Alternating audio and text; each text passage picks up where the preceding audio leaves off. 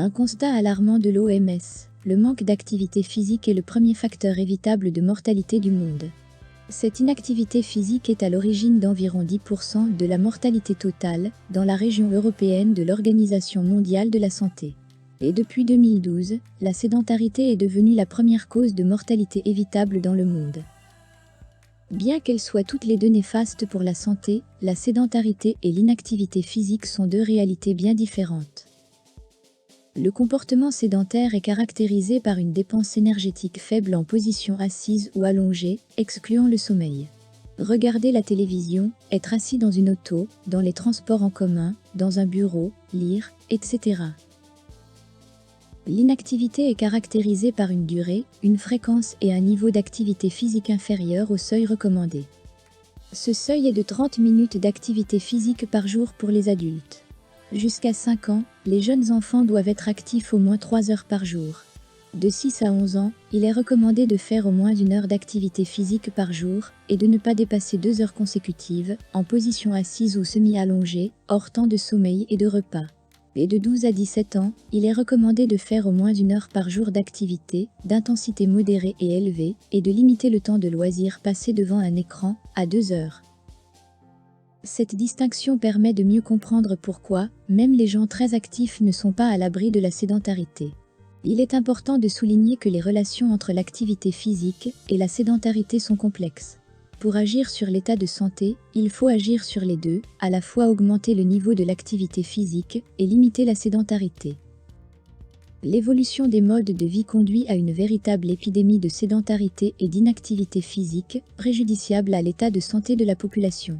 Le développement de l'automobile et des transports en commun, l'augmentation du temps passé devant les écrans, le télétravail et les confinements liés à la pandémie sont plus préjudiciables que le tabagisme. À peine un Français sur 2 déclare avoir pratiqué au moins une activité physique ou sportive au cours des 12 derniers mois.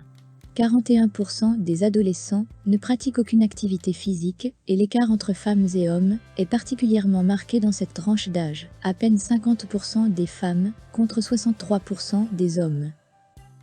La pratique régulière d'une activité physique permet de nombreux bénéfices tant sur le corps que sur l'esprit. On constate qu'une activité physique régulière, 30 minutes par jour, aide à maintenir un poids corporel sain, améliore la résistance aux infections, lutte contre la grippe, améliore le sommeil, prévient et soulage les douleurs chroniques, articulaires et musculo-squelettiques et améliore la santé et la solidité des os. Diminue le risque de diabète de type 2, abaisse la tension artérielle de 30 à 50%, peut permettre de réduire le risque de développer certains cancers, parmi les plus fréquents, comme le cancer du sein ou du côlon, ou d'être victime d'une récidive de cette maladie. Diminue le risque de maladie cardiaque. Il améliore la santé cérébrale et émotionnelle et diminue le risque de dépression et d'AVC.